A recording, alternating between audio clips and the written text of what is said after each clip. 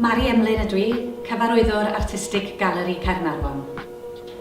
Gan mae canolfan mentre creadigol ydy Galeri, mae cyfathrebu ar bob lefel yn hynod o bwysig.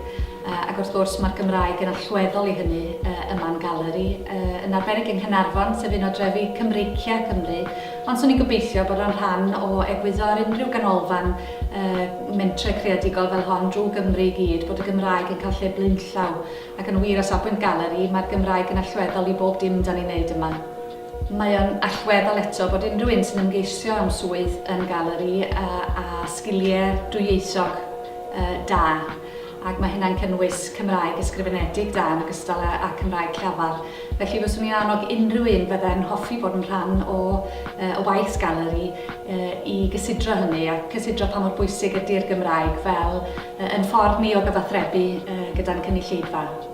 Mae hwn yn gymhwyster arbennig a dwi'n falch iawn bod y Coleg Cymraeg Cenedlaethol yn darparu y dysysgrif yma ac yn sicr mi fyswn i'n annog unrhyw fyfyriwr sydd eisiau gweithio yng Nghymru i gael y dysysgrif yma. Mi fysa'n gymhwyster da iawn wrth ymgeisio am swydd yng Nghymru.